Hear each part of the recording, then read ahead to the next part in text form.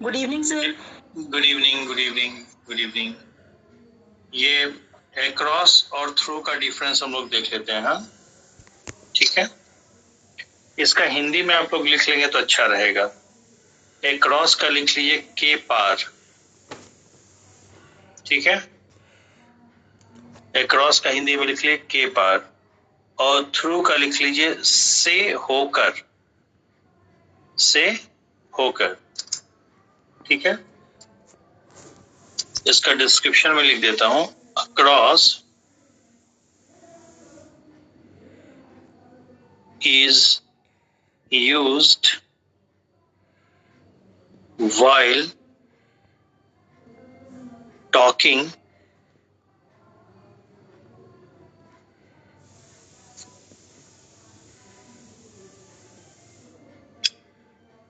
for the other side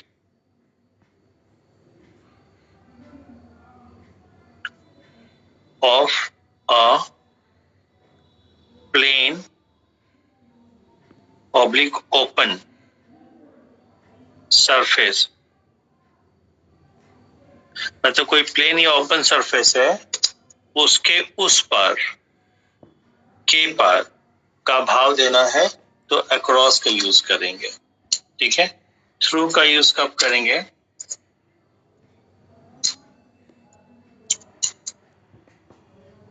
sir Hindi में बताए हैं के पार, अक्रॉस का मतलब? हाँ, के पार, और थ्रू का मतलब होता है से होकर। ठीक है हिंदी में, ठीक ठीक है। हिंदी में लिख लेंगे तो आप लोग को इजी रहेगा। जी sir. Through is used for dense area or hollow, HOLLOW, hollow things। कोई घनी चीज है या कोई होलो चीज है, उसके उस पार के लिए थ्रू का यूज करते हैं। जैसे एग्जांपल कर दे रहा हूं।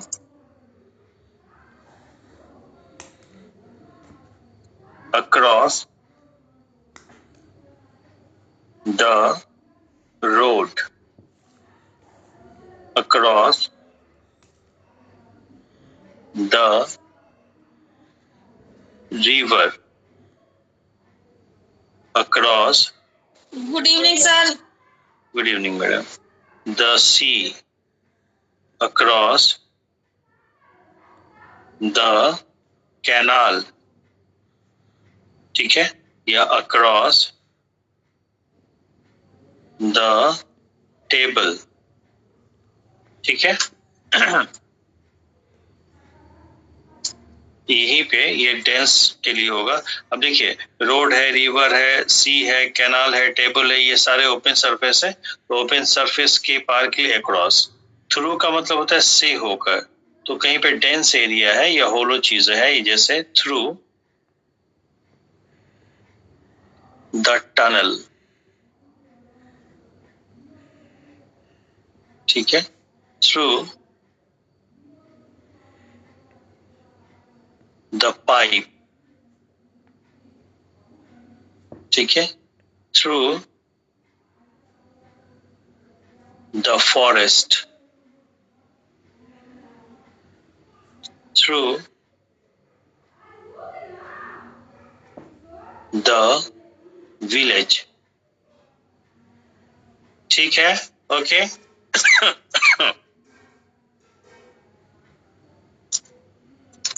उसके बाद कोई याद दिलाइए आगे क्या है।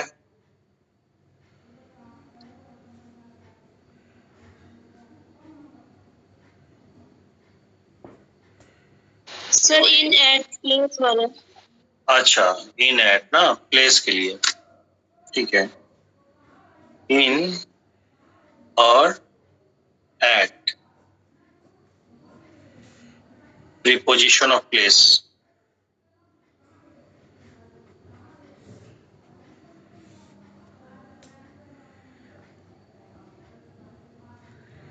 प्रीपोजिशन ऑफ प्लेस का क्या मतलब है कि एक प्रीपोजिशन है, एक ऑब्जेक्ट को लेगा, ऑब्जेक्ट नाउन होगा या नाउन इक्विवेलेंट होगा, तो यहाँ पे जो ऑब्जेक्ट आएगा इसका नाउन, नाउन तो नाम बताएगा, और नाम अगर प्लेस का बताएगा, यानी कि ऑब्जेक्ट के रूप में प्लेस लिया तो प्रीपोजिशन ऑफ प्लेस, ऑब्जेक्ट के रूप में टाइम लिया तो प्रीपोजिशन ऑफ टाइम। ओके, ठीक है, तो ये इंपॉर्टेंट है, अक्सर आता है, ध्यान से देखिए, इसमें थोड़ा सा कंफ्यूजन भी रहता है लोगों को। Number 1 point, in is used with the name of bigger, तुलनात्मक ढंग से जो बड़ा है, bigger place या country, country मतलब नेम ऑफ कंट्री ना, या फिर कैपिटल,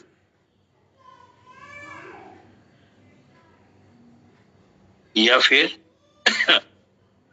प्रोविंस, ठीक है। और एट का जो यूज हम करते हैं जनरली वो स्मॉल प्लेस के लिए, ठीक है। At is used for small place, ठीक है। एट में दूसरा है, good evening, at is used with exact location, ठीक है।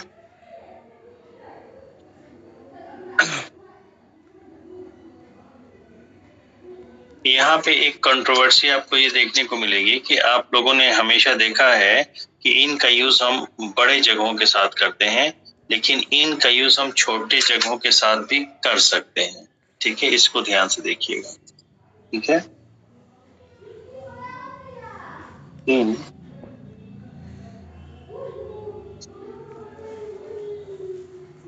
Can be used with small place when that place is considered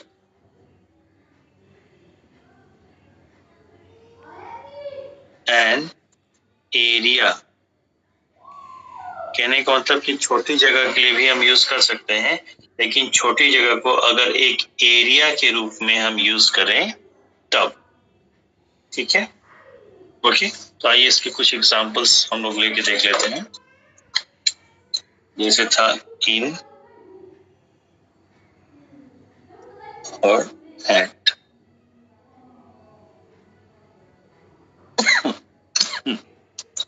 जैसे हम ये कहें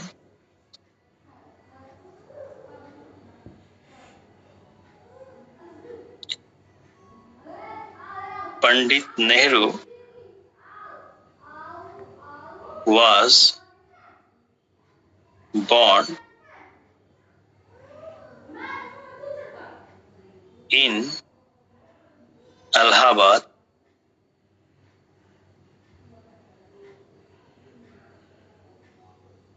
in यूपी, ठीक है। तो ये सही है, ये मत सोचिए कि छोटी जगह है, यहाँ पे ये एरिया का सेंस दे रहा है, ठीक है। ओके, अगर इसी का हम एक दूसरा और एक एग्जांपल, ये पहले एग्जांपल ले लिया, ये दूसरा एग्जांपल ले लिया, जैसे आनंद भवन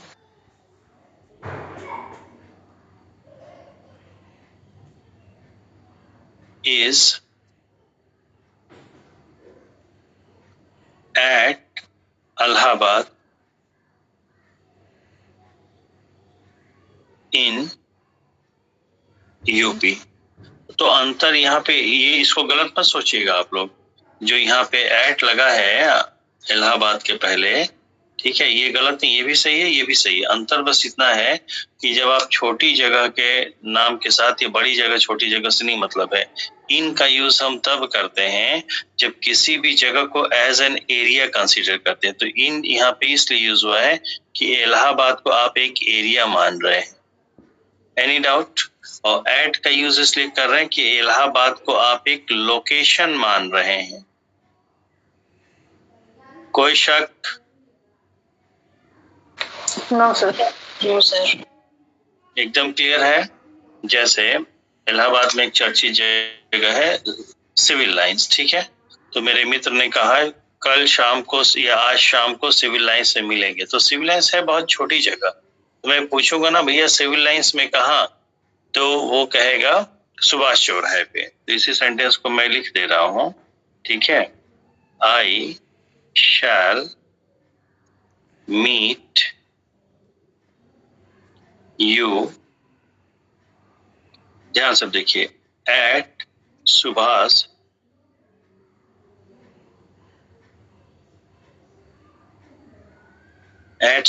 चौराहा इन सिविल लाइंस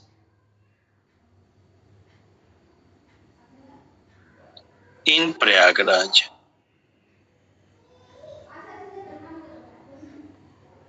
अब जिस तरह से सेंटेंस लिखा गया है आप लोग इसको जरा समझने की कोशिश करें।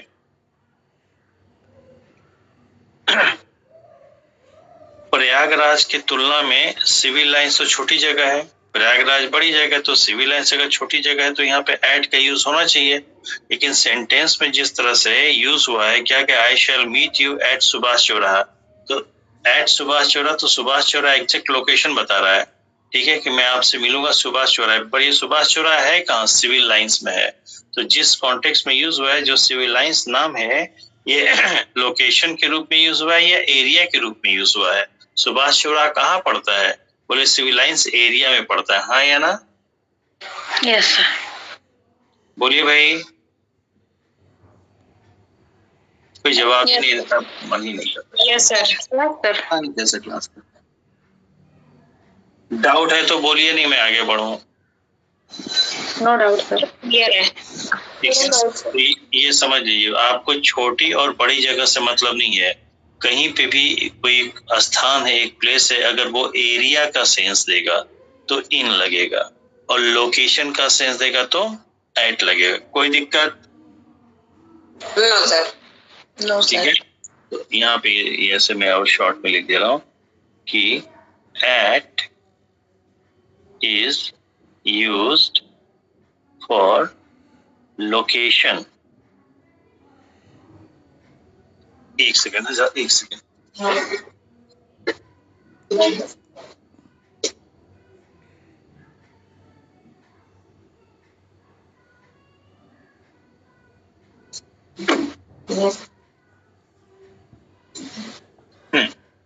तो at is used for location और in is used for area. In is used for area, ठीक है। तो हम लोगों ने यहाँ पे ये देखा था कि in is used with the name of bigger place, इसमें कोई डाउट नहीं है। अगर बड़ी जगह का नाम है तो जगह के साथ इन का यूज कर सकते हैं, एट का यूज कर सकते हैं। अगर बड़ी जगह का नाम है तो इन, और छोटी जगह का नाम है तो एट। लेकिन कहीं पे कोई छोटी जगह सेंटेंस में आपने इस तरह से यूज किया है कि वो जगह छोटी तो है लेकिन भाव एरिया का दे रहा है, तो जब एरिया का भाव देगा तो इन ही यूज करेंगे। वही लिख दिया है, in can be used with small place when place is considered an area. कोई दिक्कत? ठीक है। अब यहाँ पे एट में, at is used for small place, ये हो गया। At is used with exact location, at का प्रयोग हम लोग एग्जैक्ट लोकेशन के लिए करते हैं। अब ध्यान से देखिए, जैसे इन्होंने कहा I shall meet you at Subhash Chauraha in Civil Lines in Prayagraj. तो मैं आपसे कहाँ मिलूंगा? बोले प्रयागराज। बोले प्रयागराज से बहुत बड़ा है, वहाँ कहाँ? बोले सिविल लाइंस। सिविल लाइंस भी तो 2 किलोमीटर फैला, वहाँ कहाँ? बोले आ जाना सुभाष चौराहे पे। तो सुभाष चौराहे जिस तरह से बोला एग्जैक्ट लोकेशन है कि नहीं, तो एग्जैक्ट लोकेशन के क्या यूज होता है? At. Any doubt? No sir. No sir. ठीक है, एक बात और देखिए, यहाँ पे एक पॉइंट और आपको बता दें, ये थर्ड पॉइंट होगा। at का at is used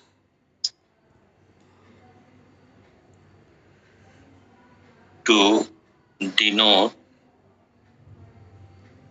near to STH का मतलब something, किसी चीज के नजदीक।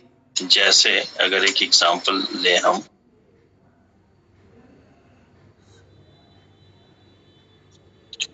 we sit at the table when we eat। तो जब हम खाते हैं तो हम टेबल पर बैठते हैं, चेयर पर बैठते हैं? पहले ये बताइए। चेयर पर। चेयर पे बैठते हैं, लेकिन यहाँ क्या लिखा है? At the table. तो जो लोग नहीं समझते उनको ये लगेगा तो गलत लिख दिया, टेबल पर बैठा हुआ है। तो एट द टेबल का मतलब होता है near the table. At the table क्या कह रहा है? Near the table. अब जब आप चेयर पे बैठते हैं तो ऐसा तो नहीं ना कि जिस टेबल पे आपकी खाने की प्लेट रखी हो वो चेयर से बहुत दूर हो, तो आप कैसे खाएंगे? उसको नजदीक करके है। तो एट का यूज जो है के पास या नजदीक के लिए। जैसे एक एग्जांपल लिखे,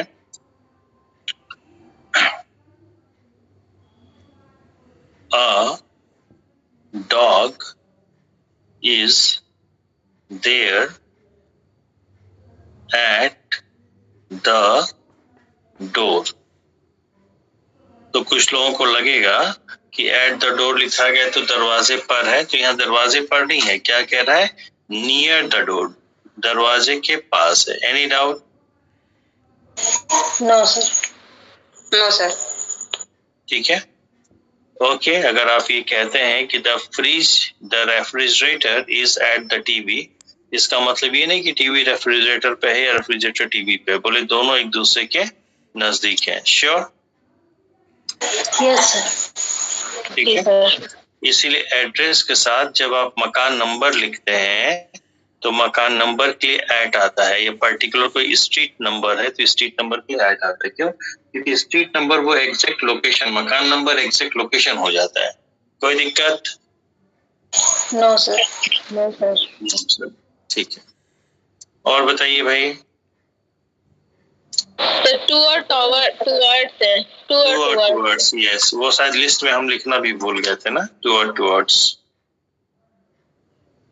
टू और टुवर्ड्स।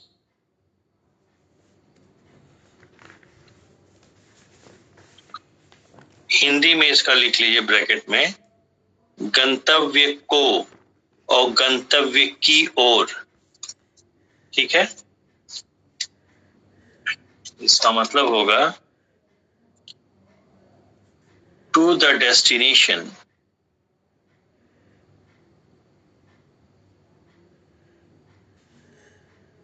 ठीक है, और इसका मतलब होगा इन द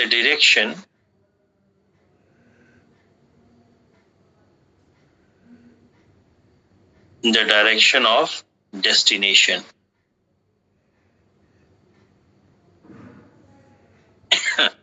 ठीक है, एक एग्जांपल ले लेते हैं।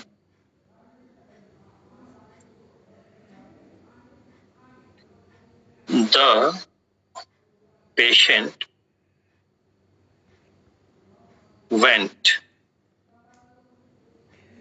to या towards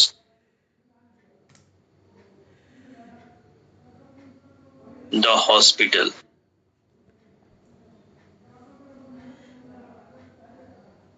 ठीक है,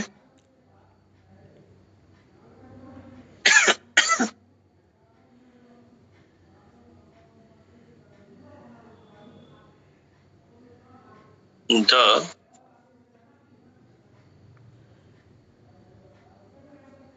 vendor, वेंडर मतलब फेरी वाला ना, went to या towards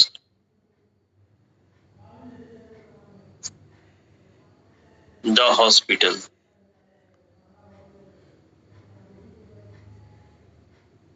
अब देखिए, अगर पेशेंट है तो वो जहाँ पे हॉस्पिटल है या जिस दिशा में हॉस्पिटल है, हॉस्पिटल की दिशा की ओर जाएगा या हॉस्पिटल ही जाएगा? हॉस्पिटल ही जाएगा सर। तो यहाँ पे टू लगेगा, टूवर्ड्स लगेगा, टू लगेगा। अब जो वेंडर है फेरी करने वाला, हो सकता है कि फेरी करने हॉस्पिटल गया हो, पर पॉसिबिलिटी है कि हॉस्पिटल की दिशा में किसी कॉलोनी, किसी मोहल्ले में भी जा सकता है, हाँ या ना? Yes sir. तो यहाँ पे इसकी भी पॉसिबिलिटी, हम इसको डबल टिक करें क्योंकि मैं लिखने का इंटेंशन यही था। ऑलराइट, कोई दिक्कत? No sir. ओके। एक कल हम लोग देख रहे थे ऑफ और ऑफ, ओ एफ ऑफ और ओ डबल एफ ऑफ ना, दोनों ही प्रीपोजिशन है, ठीक है। ये क्या बताता है? ये पोजीशन बताता है, शोज पोजीशन, मालिकाना हक या रिलेशन, संबंध बताता है। और ये इसका ठीक उल्टा है, सेपरेशन, ये सेपरेशन शो करता है, ठीक है। जैसे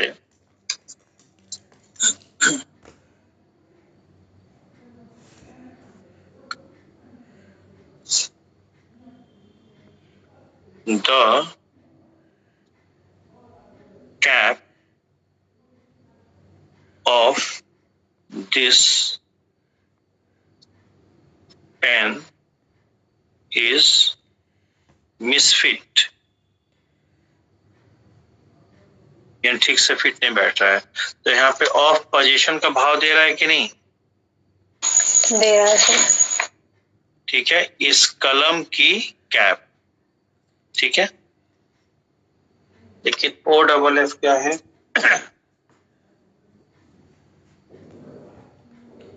we take off footwear before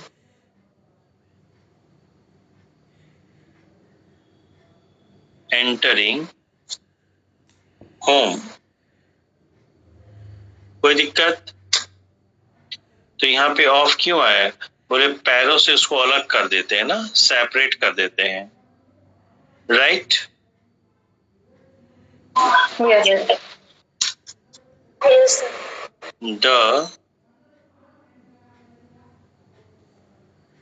The aeroplane takes off at 9:20 AM। तो टेक्स ऑफ मतलब उड़ान भरना। तो जब एरोप्लेन उड़ान भरती है क्या करती है? जमीन को छोड़ के ऊपर चली जाती है ना, सेपरेट हो जाती है। Okay, yes sir. Yes sir. इतना जैसे आप लोग कहते हैं कि switch off the light, switch off. तो जब आप स्विच ऑफ करते हैं तो कनेक्शन जुड़ता है या कनेक्शन हट जाता है, सेपरेट हो जाता है? सेपरेट हो जाता है। ठीक है, इतने से काम हो जाएगा। Yes sir. ओके, और कोई याद दिलाइए, क्या रह गया? मैं तो लिस्ट ही फाड़ दिया था, दिक्कत ये हो गई। आप लोग अपने लिस्ट में देखिए भाई, लिस्ट बनाए हैं कि नहीं? यस सर, बनाए हैं। Between and among. बिटवीन और एमंग, अच्छा क्वेश्चन है, बहुत अच्छा है।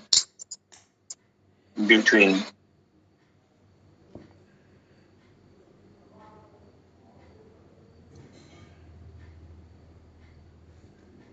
Among.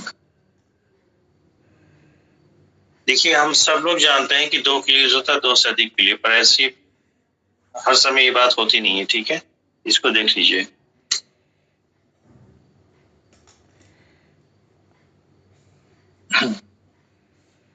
In case of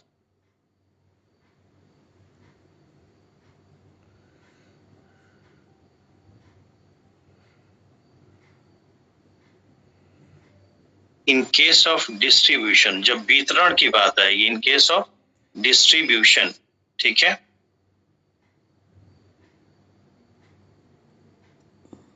between is used for only two.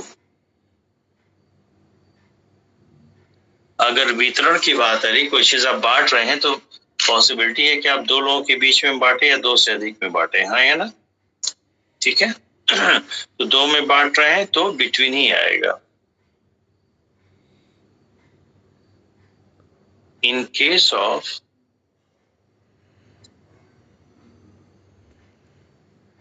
distribution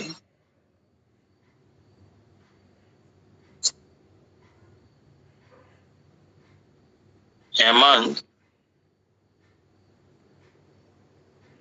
is used for more than two. यहां तक ठीक है। But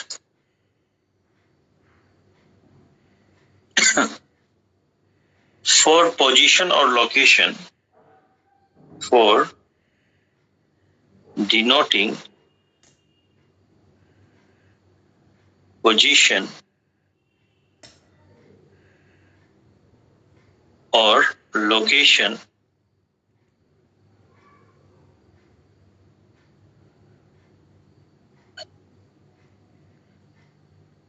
between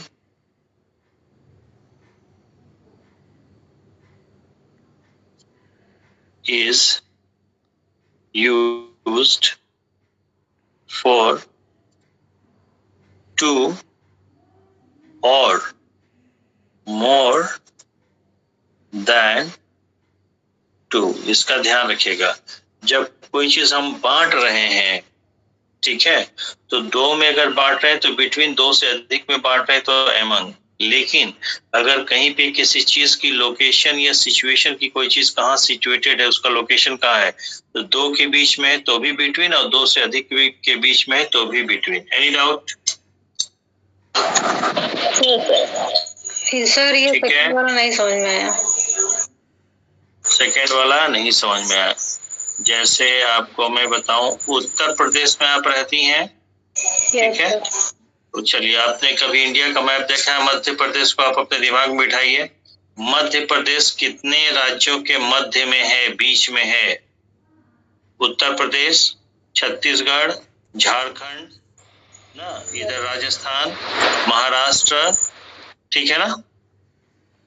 yes sir. Okay, तो अगर आपको सेंटेंस लिखना हो कि MP Madhya Pradesh is situated among Uttar Pradesh, Haryana, Rajasthan, Maharashtra, Andhra Pradesh, Chhattisgarh, तो वहां आपको लगेगा कि दो से अधिक के मध्य स्थित है तो एमंग आना चाहिए, लेकिन वहां पे आएगा बिटवीन। बात समझ आ गई? Yes sir. ठीक है, लेकिन कोई चीज वितरित कर रहे हैं, बांट रहे हैं, तो दो के बीच बांट रहे हैं तो बिटवीन, दो से अधिक के बीच बांट रहे हैं तो एमंग। ओके, और बताइए भाई क्या है? तो संख्या निश्चित होगा क्या? जैसे दो से अधिक है, संख्या निश्चित है। एक सेकेंड, इनको पहले जो सज्जन पूछे उनको बोलिए मनोज जी। जैसे सर दो के लिए बिटवीन, दो से अधिक के लिए एमंग, लेकिन जैसे दो से अधिक संख्या निश्चित हो तो वहां पर बिटवीन लगाते हैं ना। मैं आपका सवाल ही नहीं समझ पाया, फिर से बोलिए। ये सर सेकंड वाला सर आप क्या कह रहे हैं, फिर से समझाइएगा। हम अगर ये कह रहे हैं कि अगर कोई व्यक्ति है, कोई वस्तु है, कहीं पे रखी हुई है, ठीक है, तो रखी हुई है तो दो के बीच में रखी हुई है, दो से अधिक के बीच में। हेलो, हाँ सर सुन रहे हैं। ठीक है, के बीच में, तो बिटवीन और एमंग दोनों ही हिंदी के अनुसार के बीच में का भाव देता है, और प्राय हम ये समझते हैं कि बिटवीन का प्रयोग तब करते हैं जब दो के बीच में है, और एमंग का प्रयोग तब करते हैं जब दो से अधिक के बीच में है। ये बात समझ में आई? ठीक सर। ठीक है, तो अगर इसमें क्या है कि दो बातें हैं, दो या दो से अधिक के बीच में क्या, कोई चीज अगर बांट रहे हैं 26 जनवरी 15 अगस्त को आप मिठाई या लड्डू बांटते हैं तो दो बच्चों के बीच में बांटते हैं कि दो से अधिक के बीच में बांटते हैं? दो से अधिक के बीच। क्लियर है? लेकिन ये हो सकता है ना कि कहीं गोलाई करके लोग बैठे हुए हैं, बीच में प्रिंसिपल को बैठा दिया और अगल बगल टीचर बैठ गए, तो प्रिंसिपल जो है दो के बीच में बैठे हैं, दो से अधिक के बीच में बैठे हैं? दो से अधिक के बीच। तो आपको लगेगा कि दो से अधिक के बीच में है तो वहां बिटवीन करें, पर वहां बिटवीन ना हो, सॉरी अमंग करें, लेकिन अमंग ना हो के बिटवीन होगा, क्योंकि वहां बंटवारे का भाव नहीं दिया। तो जब वितरण का भाव देगा तो दो से अधिक के लिए अमंग, लेकिन जब कोई चीज स्थित है कितने के बीच में स्थित है, दो व्यक्ति के बीच में, दो वस्तुओं के बीच में, दो से अधिक, चाहे दो व्यक्ति के बीच में स्थित हो या वस्तुओं के बीच में, दो जगहों के बीच में, दो से अधिक जगहों के बीच में, आएगा बिटवीन। समझ में आया? ठीक है सर। नहीं जबरदस्ती नहीं, समझ में आया तब बताइए। नहीं सर, समझ में आ गया। समझ में आ गया। जैसे हम कहें उत्तर प्रदेश कितने राज्य के बीच में स्थित है, बोले उधर आपका हिमाचल लग जाएगा, हरियाणा लग जाएगा, है ना, राजस्थान भी टच कर जाता है, एमपी भी टच करता है, बिहार झारखंड भी टच करता है, उधर नेपाल भी टच करता है ना, तो 5-6 राज्यों के बीच में है, तो आपको लगेगा कि दो से अधिक राज्यों के बीच में है तो एमंग लगाए, पर लगेगा बिटवीन, कोई दिक्कत? Okay sir. ठीक, यही मैंने लिखा। बट लेकिन फॉर डिनोटिंग पोजीशन और लोकेशन, लोकेशन यानी स्थिति, कहाँ पे स्थित है, ठीक है।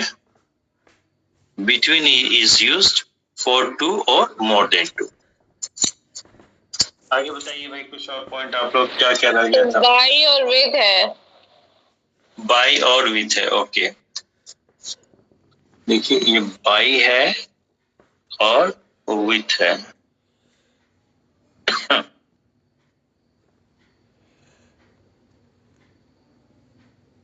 ये बाई का प्रयोग हम करते हैं जब कोई कार्य करने वाला है, ठीक है, तो बाई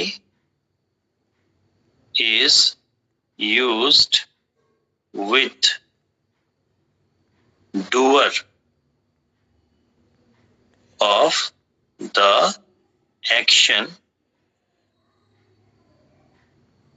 in passive voice, ये लिखना जरूरी है।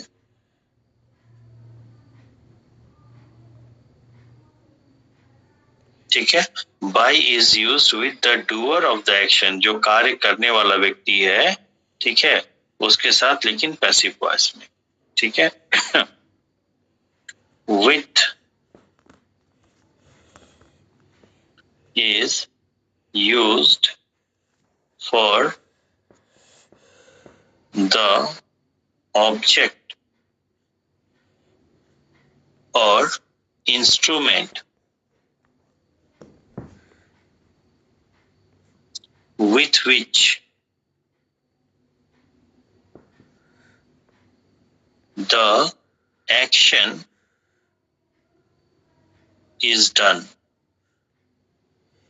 तो with जो है उस इंस्ट्रूमेंट के साथ या उस वस्तु के साथ लगता है जिसके जरिए उस कार्य को किया जाता है। जैसे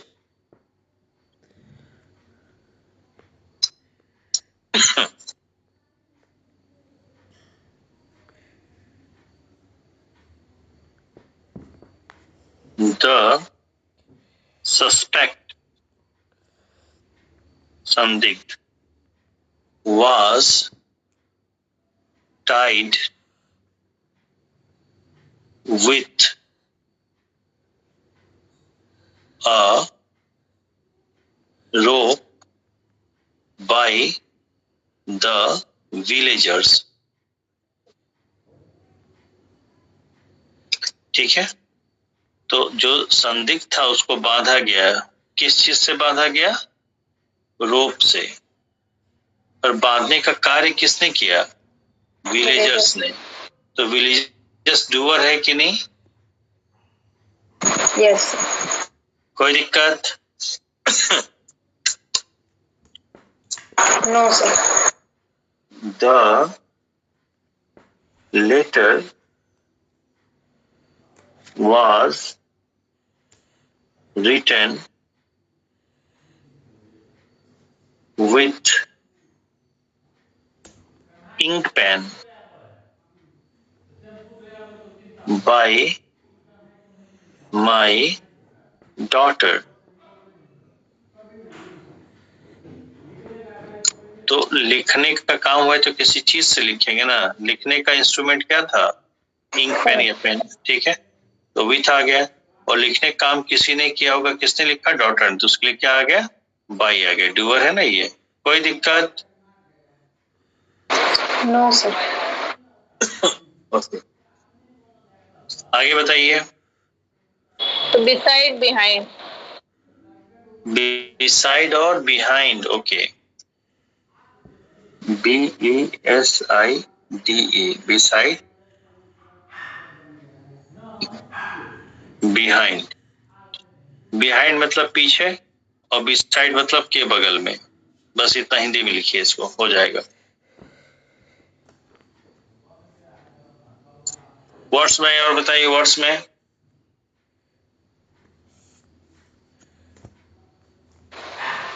since, for, from.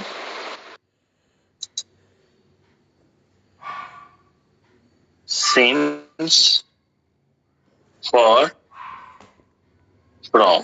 Sir behind का पीछे प्रीपोजिशन ऑफ होता है। टाइम। हाँ, बिहाइंड मतलब पीछे, एट द बैक और एट द बैक साइड, ठीक है। ये कहेंगे प्रीपोजिशन ऑफ टाइम। और टाइम 3 होता है, प्रेजेंट, पास्ट, फ्यूचर, ठीक है। तो यहाँ पे सिंस और फॉर जो है, ठीक है, used only for past time. क्योंकि आप लोग टेंसेस पढ़ के आ रहे हैं, उसमें बता ही दिया था, तो पास्ट टाइम के लिए ही यूज होता है सिंस और फॉर ना, ठीक है। तो ये जो है, कब सिंस यूज होगा, कब फॉर यूज होगा, सबको पता है, पढ़ा है, इसका डिस्क्रिप्शन यहाँ देने की आवश्यकता तो नहीं है, जल्दी बताइए। नो। फ्रॉम जो है as a preposition of time, ठीक है, डिनोट्स, बिगिनिंग की स्पेलिंग क्या होगी, BEGINN की NN, double N I N G. Double N. Beginning denotes beginning of, beginning बल्कि beginning time, time of something, किसी भी चीज का, ठीक है। एंड, ये एंड है, usually used with future time, ठीक है। बोलिए भाई। Yes sir. जबकि हिंदी के अनुसार तीनों ही से का भाव देता है। ये टेंसेस पढ़ते समय आप लोगों ने अच्छे तरह से पढ़ा था, कोई डाउट नहीं है किसी को? No sir. सर ये सिंस और फॉर का एग्जांपल दे दीजिए सर, इसमें बहुत कंफ्यूजन होता है। तंजीला बोल रही हैं? Yes sir. आपने टेंस का क्लास नहीं किया था क्या? यस सर किया था सर। वो जब ब्लैंक आता है एग्जाम में तो सर कहाँ पे सिंस कहाँ पे फॉर है तो फिर सही नहीं अरे होता बहुत सर। सिंपल सी बात है, देखिए सुनिए।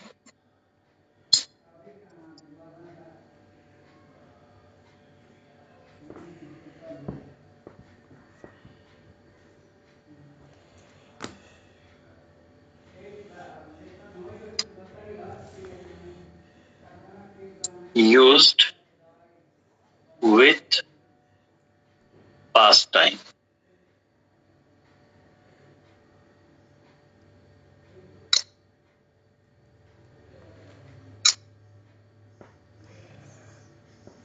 यूज्ड विथ पास्ट टाइम, दोनों ही पास्ट टाइम के यूज होते हैं, ठीक है। यानी कि इसके बाद जो टाइम आएगा वो पास्ट का ही टाइम होना चाहिए, तभी सिंस या फॉर लगेगा। तो अगर पास्ट का टाइम दिया है तो उसमें सिंस या फॉर लगा सकते हैं, लेकिन आप किसको कब लगाएंगे, सिंस को लगाएंगे कि फॉर को लगाएंगे, ठीक है। तो since is used when the past time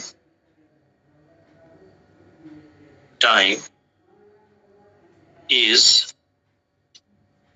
the point of time. समय बिंदु है, पॉइंट ऑफ टाइम कहिए या एग्जैक्ट टाइम, ठीक है। पास के टाइम तो जोड़ेगा, लेकिन पास के टाइम में point of time exact time है तब, जैसे हम कहें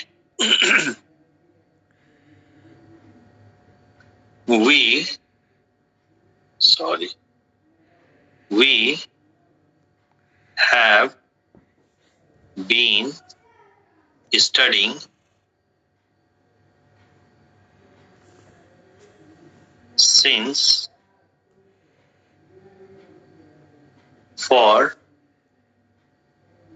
from 8:06 PM 8:06 से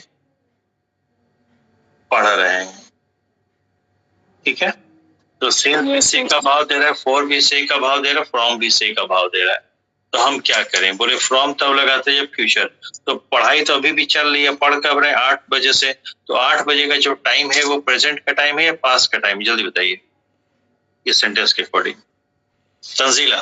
पास्ट सर, पास्ट का टाइम है।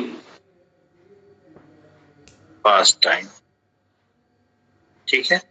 तो यहाँ पे फ्रॉम नहीं लगेगी, फ्रॉम फ्यूचर के लिए, तो सिंस और फॉर दोनों ही पास्ट के लगते हैं, तो आप दोनों ही आगे किसको लगा? चॉइस में दोनों दिया है, तो जो पास्ट का टाइम है ये एग्जैक्ट टाइम है, पॉइंट ऑफ टाइम है या नहीं है?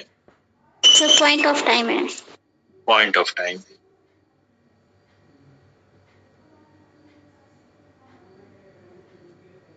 जब पॉइंट ऑफ टाइम है, पास्ट में पॉइंट ऑफ टाइम है, तो सिंस लगा या फॉर? सिंस। कोई दिक्कत? No sir. ये देखिए, for as a preposition of time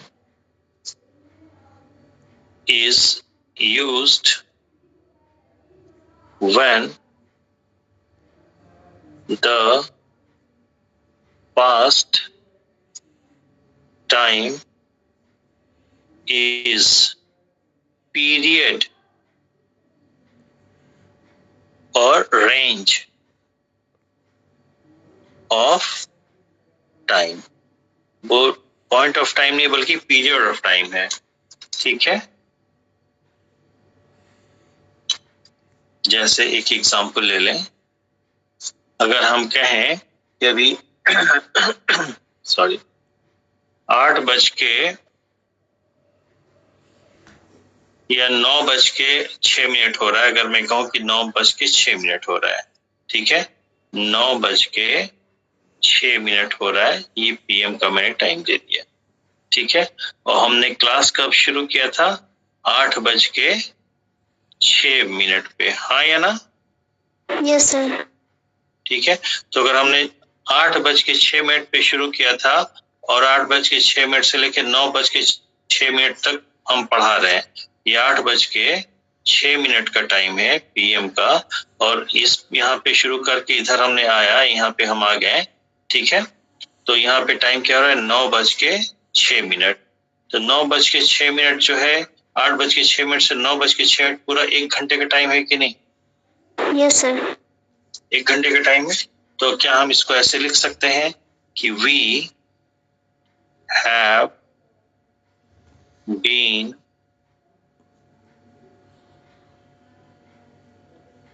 studying since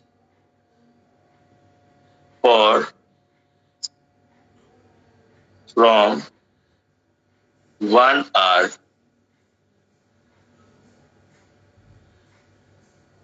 1 घंटे से पढ़ रहे हैं, तो जिस तरह से लिखा है 1 घंटा ये प्रेजेंट का टाइम है, पास्ट का, फ्यूचर का, बताइए।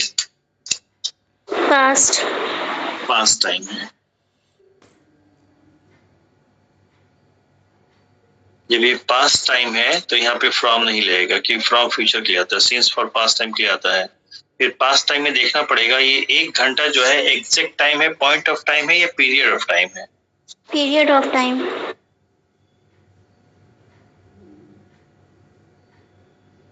तो एक तो पास्ट का टाइम है, पास्ट के टाइम में पीरियड ऑफ टाइम है, तो पीरियड ऑफ टाइम के लिए क्या आएगा? फॉर। और कोई डाउट है? No sir. Thank you sir. Welcome. हाँ, और बताइए भैया आगे। अपोजिट। क्या इनका ऑपोजिट आपने बताया, और बीच में एक और कोई आवाज आई थी, वो भी कुछ बता रही। इन फ्रंट ऑफ अपोजिट, यही बताई रहे थे सर। अच्छा, मुझे बहुत तेज जी आसमान पर आवाज ही साफ आई है आपकी।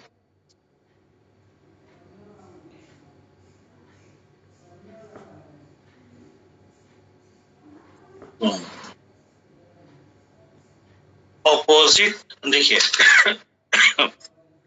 यह हिंदी में लिखिए, इन फ्रंट ऑफ का हिंदी में लिखिए, जो इजी हो जाएगा आप लोग के सामने अवरोध के रूप में, के सामने अवरोध के रूप में, ठीक है, के सामने, ठीक है, अवरोध के रूप में चाहे तो ब्रैकेट में कर लीजिए। ऑपोजिट क्या है? आमने सामने। ऑपोजिट क्या है? आमने सामने।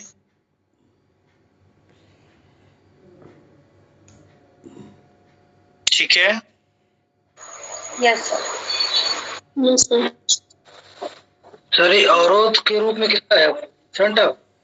हाँ, इन फ्रंट ऑफ नहीं, आप ऐसे लिखे, इन फ्रंट ऑफ का मतलब है के सामने, बस इतना ही लिखिए, अवरोध मतलब हटाइए। के सामने, अपोजिट को आमने सामने, आम ऑपोजिट का आमने सामने।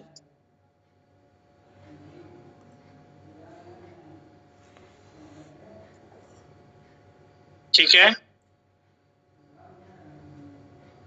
बोलो भाई। Yes sir. Yes sir. अब देखिए हम एक एग्जांपल लिखते हैं पहले।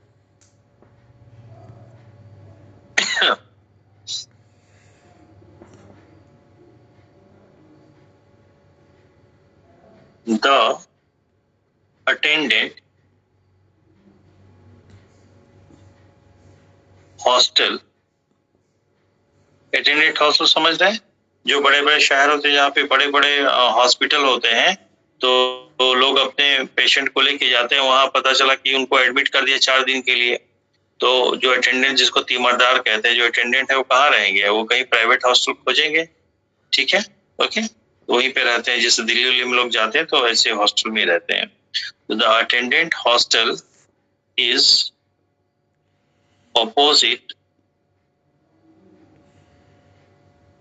opposite या in front of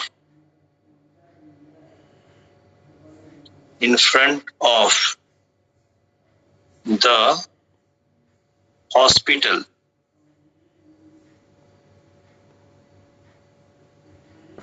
क्या लिखा है?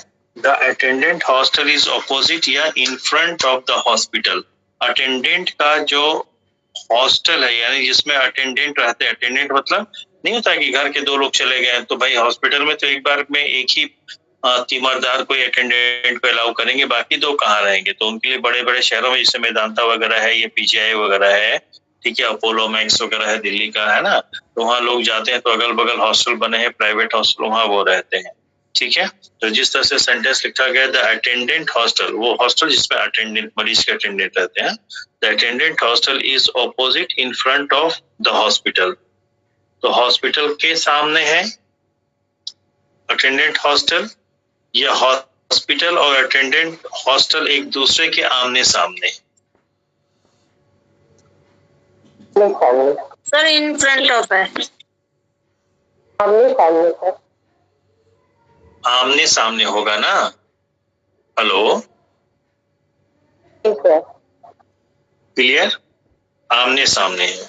2 मिनट रुकिए। क्लास में जब बच्चे बैठते हैं या पिक्चर हॉल में आप लोग बैठते हैं, ठीक है, तो स्क्रीन और आपका सीट, आपकी सीट स्क्रीन के सामने होती है या दोनों आमने सामने होते हैं? आमने सामने होता है। Anita madam, yes sir. Clear है? लेकिन आप जब सीट पे बैठती हैं सिनेमा हॉल में या क्लासरूम में, तो आपके सामने भी तो कोई बैठा होता है अगर आप फ्रंट रो में नहीं बैठे हैं तो। Hello, yes sir. नहीं समझ में आया क्या? आप क्लासरूम में जब बैठते हैं, अगर आप फ्रंट रो में नहीं बैठे हैं, सेकंड, थर्ड या लास्ट रो में बैठे हैं, तो क्लासरूम में लास्ट रो में जो बच्चा बैठा है, उस बच्चे के सामने भी तो कोई बैठा होगा ना? Yes sir. Yes sir. ठीक है, जैसे मैं कहूं, I used to sit in the last row in my class because my best friend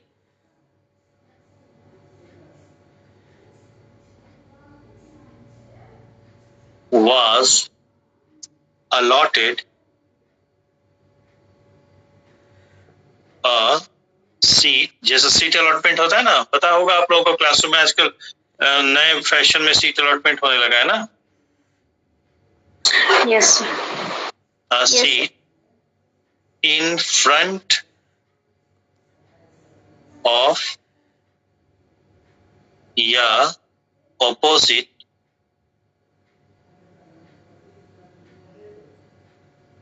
me। ध्यान से सेंटेंस को देखिएगा। I used to sit in the last row in my class। अपनी क्लास में जो सबसे अंतिम पंक्ति, अंतिम रो हुआ करता था, उसमें मैं बैठा करता था।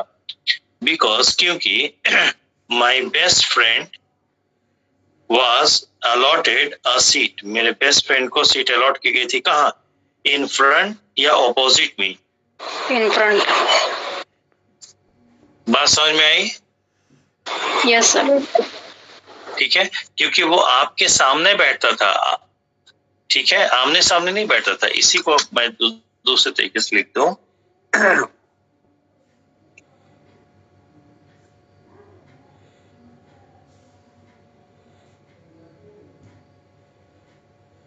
During the journey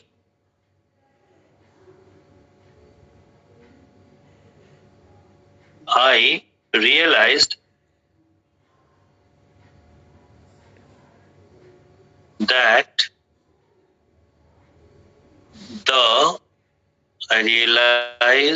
that the old lady sitting opposite या in front of me was my class teacher। एक second. During the journey, I realized that the old lady sitting opposite in front of me in the train compartment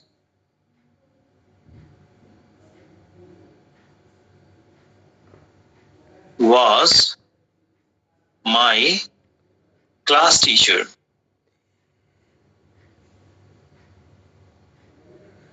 अब scene आपको clear हो रहा है कि journey के दौरान मैंने महसूस किया कि मेरे सामने या आमने सामने जो भी, ठीक है, जो ओल्ड लेडी बैठी थी, कहाँ? ट्रेन के कंपार्टमेंट में, वो मेरी टीचर थी। तो आप लोगों को पता है ट्रेन का कंपार्टमेंट आपने देखा ही है, ठीक है। जब अंदर जाएंगे तो दो ऐसे सीटें रहेंगी, क्लियर है। तो यहाँ इस सीट पे जो व्यक्ति बैठेगा इसका चेहरा इधर, और इस सीट पे जो व्यक्ति बैठेगा उसका चेहरा इधर होगा, हाँ या ना? Yes sir. ठीक है। तो मुझे महसूस हुआ कि मेरे सामने, हिंदी में तो अपोजिट हो चाहे इन फ्रंट ऑफ हो, दोनों के लिए सामने आएगा ना। तो जिस तरह से सेंटेंस लिखा गया है कि ट्रेन के कंपार्टमेंट के में मेरे सामने जो महिला बैठी थी, तो इंग्लिश के अकॉर्डिंग अपोजिट आएगा, इन फ्रंट ऑफ आएगा? अपोजिट है। अपोजिट ना, आमने सामने। आप जब रेस्टोरेंट में जाते हैं, ग्रुप में जाते हैं या फैमिली के साथ जाते हैं, ठीक है, तो आप अपने किसी फैमिली मेंबर के सामने बैठते हैं या आमने सामने बैठते हैं? आमने सामने। Got my point? Yes sir. Clear है? Yes sir. बोलो भाई, सबको क्लियर हुआ कि नहीं? हाँ सर। तो यहाँ पे क्या लगेगा? During the journey I realise that the old lady sitting opposite या in front of me. Opposite. एकदम क्लियर है? जी सर। सर इस हिसाब से तो हम ये भी कर सकते हैं, जैसे इन फ्रंट ऑफ जो है यानी इसके के पीछे भी कर सकते हैं, के पीछे। नहीं भाई, फ्रंट आ रहा है तो पीछे कैसे होगा? हाँ, ये है कि कोई चीज किसी के सामने है तो उसके पीछे कोई चीज होगी। हाँ सर वही। ठीक है जी सर। ठीक, उसके पीछे कोई चीज होगी। अब जैसे हम अपना गेट खोल के बाइक निकालने जा रहे थे और देखें तो गेट के सामने ही किसी ने 4 व्हीलर पार्क कर दी है, मेरा गेट खोल ही नहीं रहा है। हाँ सर। क्लियर? जी सर। तो हम क्या कहेंगे कि मेरा गेट 4 व्हीलर के आमने सामने या के सामने है? के सामने है। के सामने है, ठीक है। इसीलिए आप लोग देखिएगा कि अक्सर गेटों पे लिखा रहता है don't park vehicle in front of the gate. Yes sir. ठीक है, यस सर। ओके। लेकिन इलाहाबाद में तमाम कोचिंगें चलती थी, अब तो मान ली कि साल भर से बहुत दिक्कत आ गई है। तो जैसे आनंद भवन वाले एरिया में काफी कोचिंगें चलती थी, तो कोचिंग वाले अपने बैनर पे लिखवा देते थे क्या, इन फ्रंट ऑफ आनंद भवन, जो कि गलत था। ठीक है, इन फ्रंट ऑफ आनंद भवन मतलब आनंद भवन की बाउंड्री के गेट के सामने नहीं, आमने सामने, फेसिंग ईच अदर। कोई दिक्कत? No sir. ठीक है। No sir. यहाँ पे क्या आएगा? I use to sit in the last row in my class because my best friend was allotted a seat in front of या opposite me. In front of. In front of. Clear है? जी जी। एकदम clear है भाई, कोई दिक्कत तो नहीं है? No sir. No sir. एक हम एड्रेस में भी रॉन्ग लिखते थे, इन फ्रंट ऑफ लिखते थे। कहाँ पे?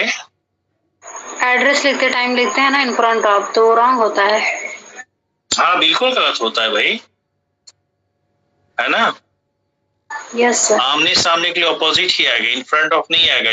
जैसे अगर हम कहें कि मेरा घर पोस्ट ऑफिस के सामने है, राइट, ठीक है, तो एड्रेस में किसी ने लिख दिया in front of house number so and so in front of post office.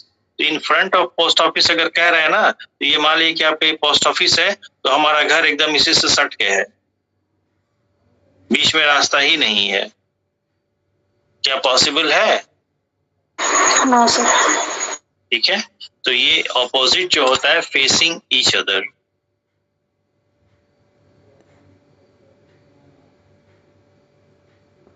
Each other या वन अनदर, ठीक है। ठीक है, यस सर। ओके।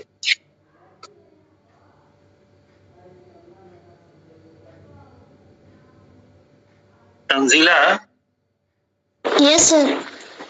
जैसे आप दरियाबाद में रहती हैं, दरियाबाद में कब्रिस्तान है, यस सर। ठीक है। तो एक दो कब्रिस्तान है, सड़क बीचों बीच निकल जाती है, पीच रोड आप लोगों की, जो पीपल Yes, चौराहे sir. पे जाता है ना। तो वहाँ Yes, जो sir. एक कब्रिस्तान के सामने खड़ा होकर क्या कहेंगे, द कब्रिस्तान इज ऑपोजिट या in front of? The the other opposite. Opposite, है ना? ठीक है, Yes, sir. ठीक, ओके। चलिए आगे चलते हैं। In front of, opposite. हाँ, इसका एक और इम्पोर्टेंट है भाई, देखिए ध्यान से देखिएगा। इन फ्रंट ऑफ और एक होता है इन the front of. In the front, FR,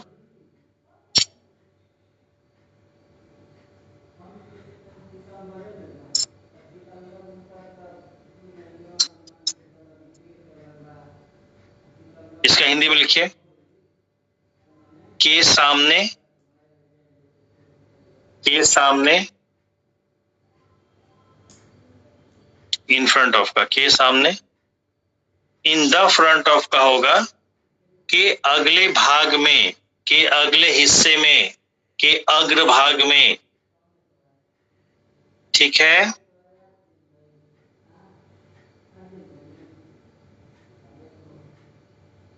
yes sir. ठीक है। जैसे एक एग्जांपल लेते हैं, we should not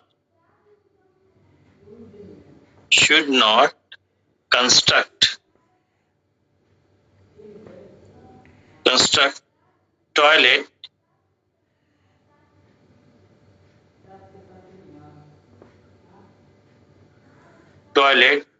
in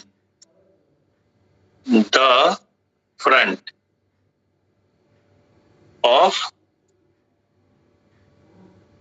a house। तो क्या लिखा है यहाँ पे? इन फ्रंट ऑफ नहीं लिखा, क्या इन द फ्रंट ऑफ लिखा है, इन द फ्रंट ऑफ। तो इसका क्या भाव आ रहा है कि घर के सामने टॉयलेट नहीं बनाना चाहिए, या घर के अगले पोर्शन में टॉयलेट नहीं बनाना चाहिए? अगले पोर्शन में। अगले पोर्शन में। इसी को अगर हम ऐसे कहें कि the captain of a ship, the captain of a ship sits in the front of ship या in front of the ship?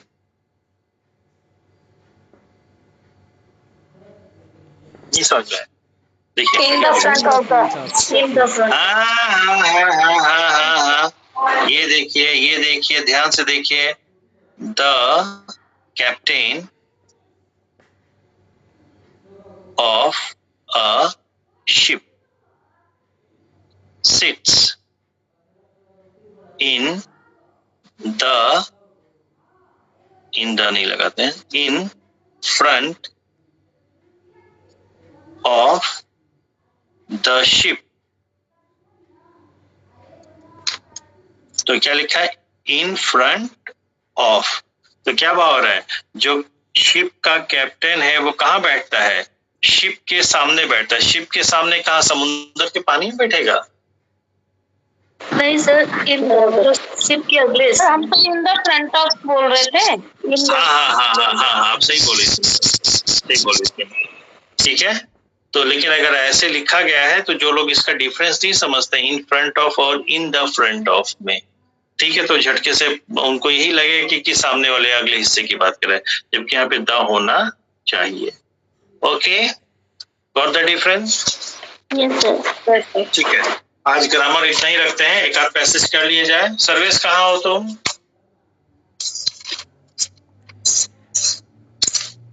Sarvesh बाबू हैं कि चले गए? सर एक क्वेश्चन और है सर। हूँ, यही इलाहाबाद में हूँ सर। अच्छा, ठीक है। कल छुट्टी है ना। अच्छा, जल्दी मैडम, जल्दी बताइए। सर जो आपने ये वाला लिखवाया, during the journey I realise that the old lady sitting, तो सर अपोजिट के बाद टू भी आएगा क्या? नहीं मैडम, बिल्कुल नहीं। ये कॉमन एरर में आ जाएगा, ठीक है। इधर देखिए,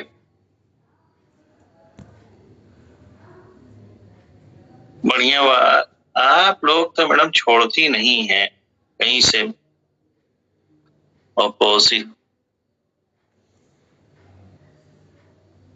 अक्सर लोग ऑपोजिट के साथ टू लगा देते हैं भाई, देखिएगा। ठीक है, एक्सप्रेशन दोनों सही है, एक्सप्रेशन दोनों सही, दोनों का मीनिंग अलग है। ये ऑपोजिट का मतलब होता है फेसिंग ईच अदर। थोड़ा सा ठीक है, किसी का माइक ऑन है, ऑफ कर लीजिए। हिंदी में लिख लीजिएगा आमने सामने। ऑपोजिट टू का मतलब होता है कॉन्ट्रेरी, कॉन्ट्रेरी टू, के विपरीत, हिंदी में लिख लीजिएगा के विपरीत। ठीक है,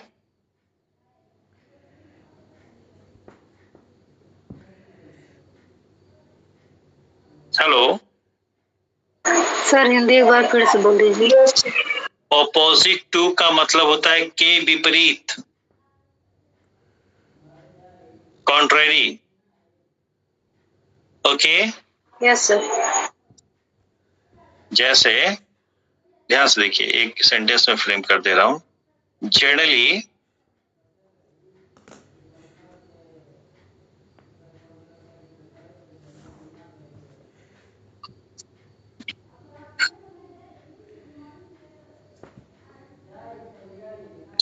husbands are opposite wives। अब जो इन दोनों एक्सप्रेशन को नहीं पढ़ा उसको लगेगा सही है। प्रायः हस्बैंड्स आर ऑपोजिट वाइफ, तो क्या मतलब है? प्रायः हस्बैंड जो होता है उल्टा होता है वाइफ के आमने सामने होता है, वाइफ हस्बैंड आमने सामने होते हैं। पोजीशन बता रहा है, अपोजिट होते हैं। अपोजिट होते हैं कि कॉन्ट्रेरी होते हैं? अपोजिट टू होना चाहिए ना, अपोजिट टू वाला सर। यहाँ पे टू लगना चाहिए, है ना? ठीक है अनीता मैडम? Yes sir. हाँ, बहुत जोर से आप कह रही हैं यस सर। ठीक है मैडम? Yes sir. ओके, ठीक है, ये यूनिवर्सल फैक्ट है। ओके सर वाइफ्स की स्पेलिंग गलत हो रही है। हाँ, सॉरी